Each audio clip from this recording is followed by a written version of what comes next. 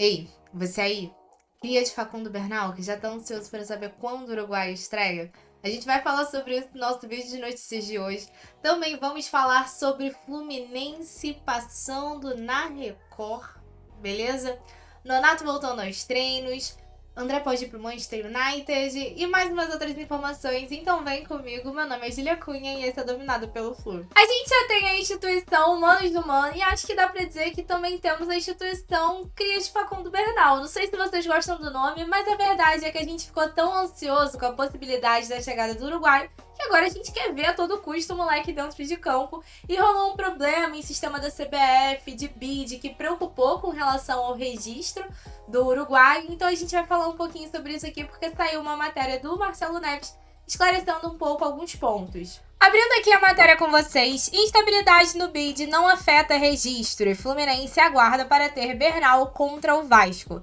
Mesmo com o sistema da CBF estando fora do ar, a entidade adotou um método alternativo para auxiliar os clubes. A expectativa é que o volante consiga o visto até a quarta-feira. Então, matéria de Marcelo Neves no GE. E o que ele explica pra gente, né? Houve um problema no sistema da CBF. Eu, por exemplo, lidei com um problema da situação do site quando fui fazer o pré-jogo pra vocês, que eu fui tentar abrir a tabela atualizada do brasileiro por lá.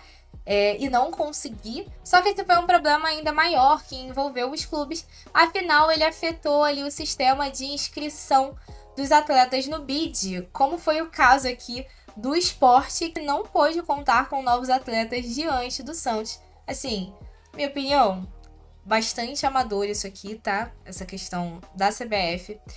Mas enfim, para tentar evitar isso, a entidade está adotando uma comunicação alternativa com os clubes para fazer o registro e o Fluminense já utilizou para iniciar a regularização do Facundo Bernal. Então o Fluminense já está tentando regularizar o uruguaio. Só que ele tem ainda uma questão. Por ele ser estrangeiro, ele ainda precisa do visto que permita que ele trabalhe aqui no Brasil.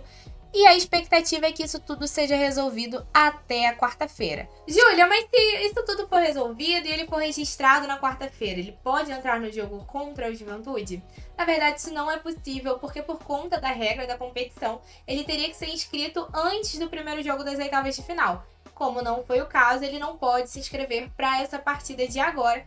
O que seria possível seria ele entrar no jogo contra o Vasco no fim de semana. E aí, é claro, a gente fica na expectativa e acredita que assim que ele for registrado, por ser um garoto novo que estava entrando como titular pelo Defensor Esporte, então estava na ativa e que todo mundo diz que é muito habilidoso, a gente fica nessa expectativa de que assim que ele estiver à disposição do Mano Menezes, ele já entre em campo.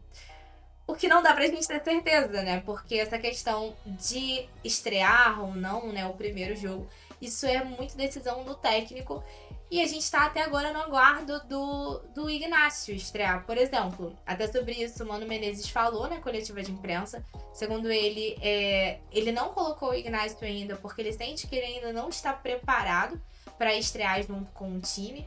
E por isso precisa um pouco mais de tempo de treino. Então, para não correr o risco de queimar o jogador se ele sente que precisa de mais um tempo de entrosamento com a equipe. A gente espera, né, que com o Bernal as coisas andem mais rápido. Tô bastante na expectativa, mas comenta aí se essa situação, né, essa fala do Mano preocupa com relação ao Ignacio. E o que você espera do Facundo Bernal. Agora, se você tá curtindo esse vídeo de notícias, é claro que eu vou te pedir para deixar o seu like, isso é uma forma muito simples de você apoiar o nosso canal.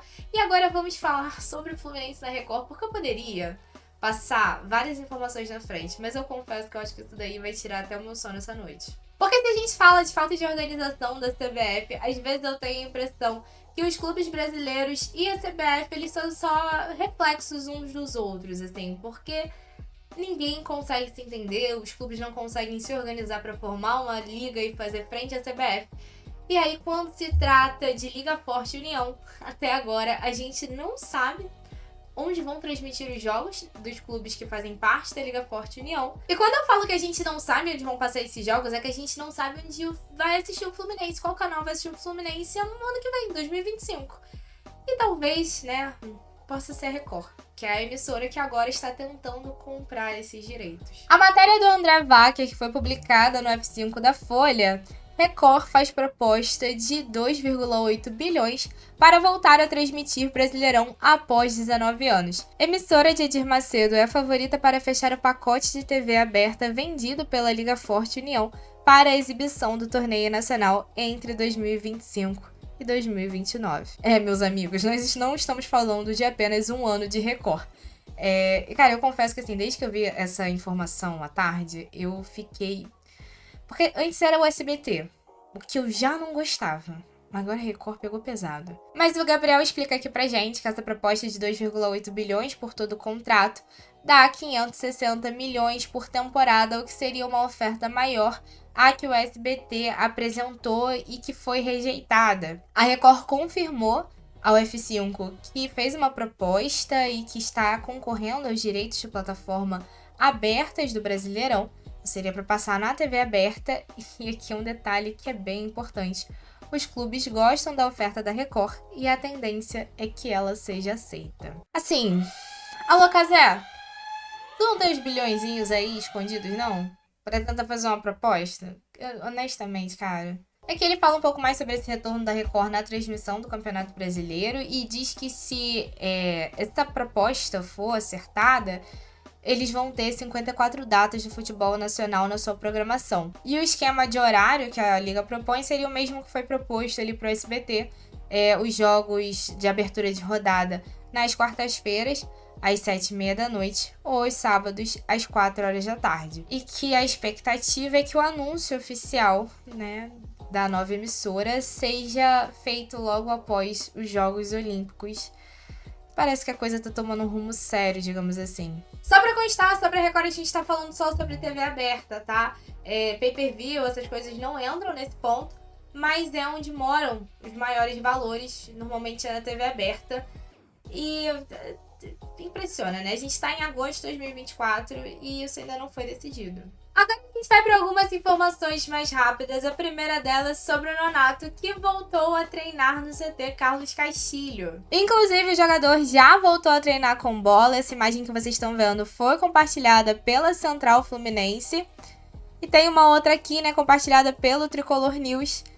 É uma expectativa muito positiva para ter um retorno logo do Nonato, né? A questão do tornozelo, de certa forma, preocupou um pouco. Que bom que não foi nada demais. A gente vai ter que ver agora qual vai ser a conduta tomada, né, do departamento médico e da comissão técnica do Mano Menezes, porque a gente tem visto que os jogadores com lesão, eles têm ficado um tempo maior ali de treinamento antes de voltarem a ser relacionados para os jogos. Talvez o caso do Nonato, parece ter sido mais simples, ele já esteja à disposição nessa quarta-feira. Torcemos por isso, afinal o garoto tem entrado e tem feito boas atuações. Agora eu já tava me esquecendo, mas se você é novo aqui e tá curtindo esse vídeo, seja muito bem-vindo à nossa comunidade. E aproveita para se inscrever aqui e não perder os próximos conteúdos. E vamos falar então sobre o André. Mas agora não sobre André e Fulham, mas sim André e Manchester United. Isso porque depois daquele vídeo que a gente fez explicando a situação do André e atualizando o caso, saiu até mais uma matéria falando sobre a situação ali do Fulham, do Diogo Dantas do Globo, dizendo que aquela primeira oferta que o Fulham havia apresentado de 25 milhões de euros, ela tinha um prazo de validade e venceu, e que até então não tinha nenhuma outra proposta na mesa pelo jogador. Só que surgiu aí uma informação do Ben Jacobs, jornalista inglês da Give Me Sports. Segundo ele, tem o interesse do Manchester United no jogador. Esse aqui é o tweet do Fluminense Stuff, mas a informação é do Ben Jacobs. André e João Gomes são dois jogadores avaliados pelo Manchester United caso não consigam Manuel Ugarte. O jogador do Wolverhampton é mais caro e visto como difícil, enquanto o volante tricolor poderia sair por menos de 35 milhões de euros. Eles completam aqui: os ingleses vinham tentando a contratação do uruguaio, mas o PSG deseja 6 milhões de euros, enquanto a maior oferta do United foi de 35 milhões. Já o volante brasileiro do Wolves custaria mais de 60 milhões de libras. Então ele está afirmando aqui que o primeiro plano é o Manuel Ugarte, mas os dois brasileiros estão sendo avaliados caso esse primeiro plano não se concretize. Sobre Emiliano Gomes, o jornalista argentino Juan Michateg afirmou, cravou que o Emiliano vem para o Fluminense. Pelo que a gente já sabia das informações de Marcelo Neves e da Lin Nastari, os clubes ainda estão na discussão de valores e tempo de pagamento e ainda longe de um acerto.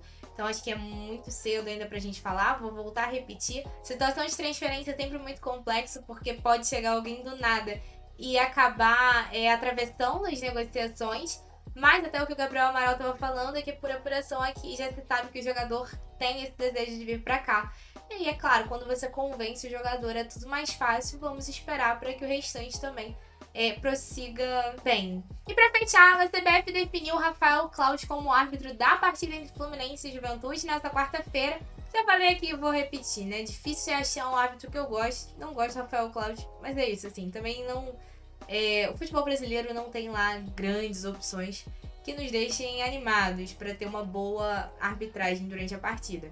E informação de saudações tricolores, o Fluminense acertou o empréstimo do Gustavo Lobo do Sub-20 para os Leixões de Portugal. Enfim, essas foram as informações de hoje, espero que vocês tenham gostado do vídeo. Se gostou, não esquece de deixar o seu like, que é um cliquezinho só, mas eu vou repetir aqui, ajuda demais o nosso canal que vem crescendo de pouquinho em pouquinho. Tamo junto, um beijo no coração e saudações tricolores!